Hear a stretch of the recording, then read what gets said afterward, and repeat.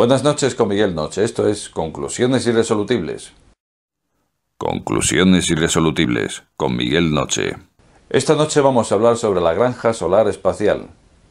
Queda muy rimbombante, ¿verdad? ¿Qué será todo esto? En principio no hay tanta diferencia de lo que viene siendo un huerto solar. Un huerto solar fotovoltaico que lo llenamos de paneles fotovoltaicos y recogemos la energía del sol para obtener corriente eléctrica. Muy bien, ¿y cuál es la ventaja de llevar esto al espacio? Ventajas hay muchas, pero también debe haber inconvenientes, ¿no te parece? Donde hay ventajas, siempre suele haber inconvenientes. Bueno, pues la agencia espacial japonesa JAXA lleva tiempo dando vueltas al tema de llevar unos satélites al espacio, concretamente a unos 35.000, 36.000 kilómetros de distancia, y a partir de ahí ubicarlos de forma geoestacionaria para que, sincronizado con la Tierra, no reciba sombra en ningún momento de las 24 horas del día. Bueno, pues ahí tenemos ya algo interesante, y sería una serie de paneles fotovoltaicos colocados en el espacio, entregando full time, 24 horas al día, todo lo que duran esos paneles. Desde luego la energía que aportaría eso sería tremenda, sobre todo si tenemos en cuenta otro detalle más, otro pro, otra ventaja, y es que en el espacio nos ahorramos también la capa atmosférica, con lo cual el sol incide sin filtros directamente. Tenemos más energía incidente que en la Tierra, sin sombras y sin la penumbra que supone la noche. Bueno, pues ahí tenemos un proyecto que a priori parece interesante, ¿no? ¿Dónde estarán esos contras? ¿Dónde estarán esos inconvenientes? Bueno, en principio el del precio, si estabas pensando en hacerlo tú, ya te digo que se ha venido estimando en varios miles de millones de dólares.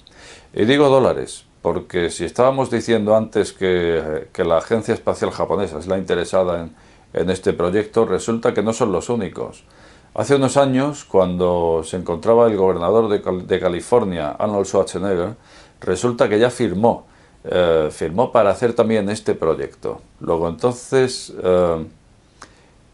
ahí hay más de un interesado ya, lo que nos viene a decir que tal vez estemos ante una de las posibles sistemas del futuro en cuanto a conversión energética.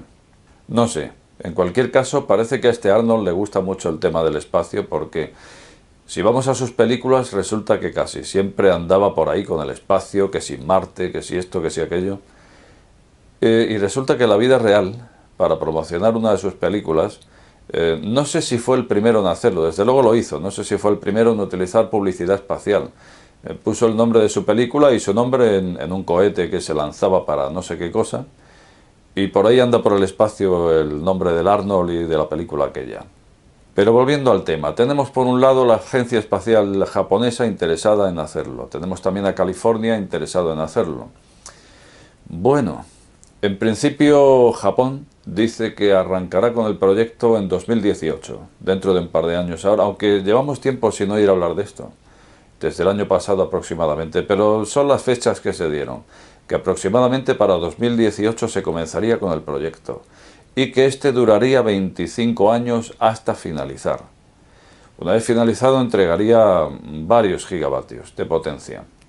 No sé si eran 800 gigavatios, una barbaridad. Hay que tener en cuenta que en el espacio, pues lo que decíamos antes, es energía incidente constante y sin el filtro atmosférico. Como veíamos, hay muchas ventajas. Y como decíamos también, habrá inconvenientes. A priori se nos ocurren un par de ellos, y no solo a mí, no, se están barajando. Desde el principio que se baraja todo este proyecto, se están viendo estos posibles contras, y algunos de ellos no con muy buenos ojos. En principio está el factor pérdidas. Resulta que de alguna forma hay que lanzar esa energía que se está recogiendo a 35.000, 36.000 kilómetros a la Tierra, a una base receptora en la Tierra. Bueno, pues obviamente se hará de forma inalámbrica, porque claro, lo de poner el cable hasta el punto, que no es que sea tan disparatado, porque se está barajando también, pero en principio el proyecto no lo contempla. Entonces se prefiere enviar una señal portadora de toda esa energía.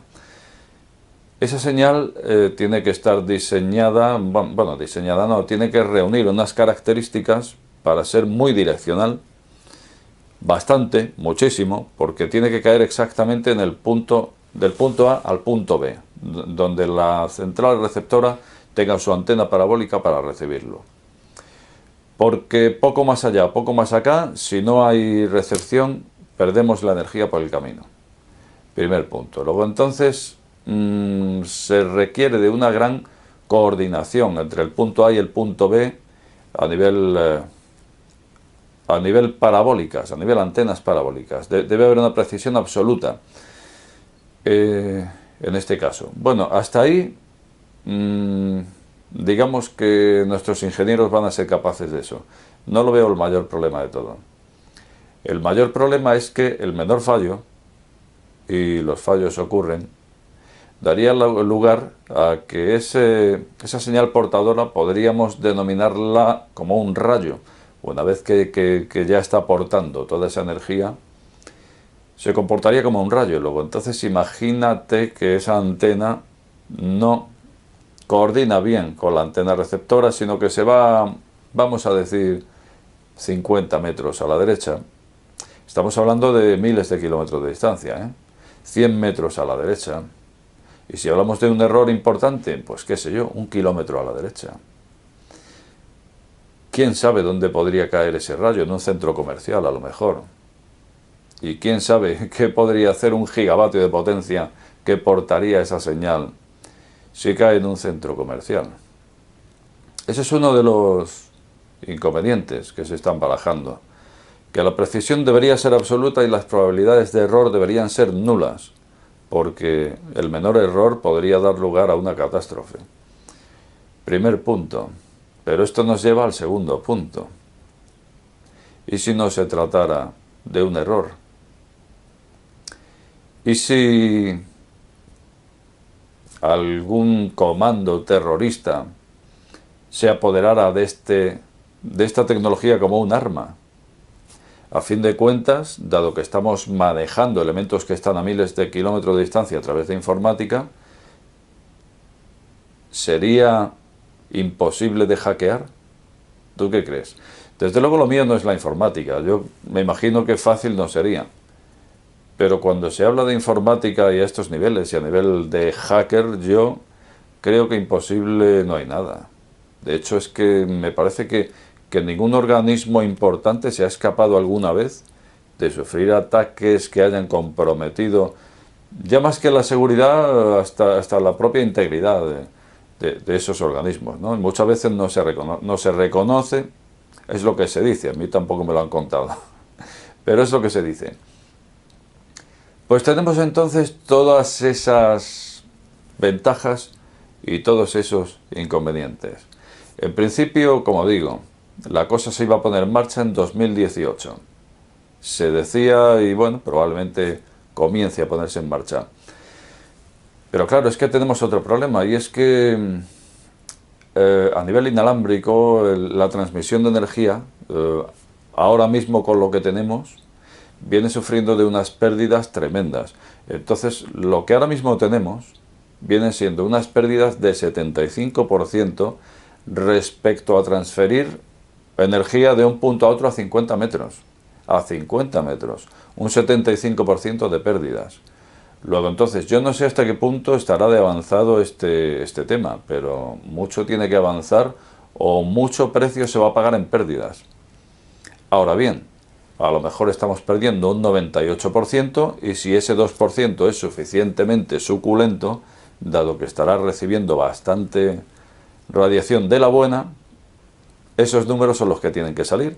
A veces un 2% de conversión puede entregar un retorno de inversión, puede hacer viable un proyecto.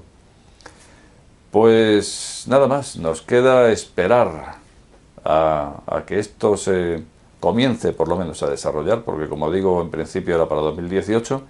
Respecto a California, no sé cuándo comenzaría, esta era la fecha que decían los japoneses, y a partir de ahí, pues, Intentaremos tener la antena puesta, nunca mejor dicho, porque no deja de ser un asunto bastante interesante a varios niveles, ¿no te parece?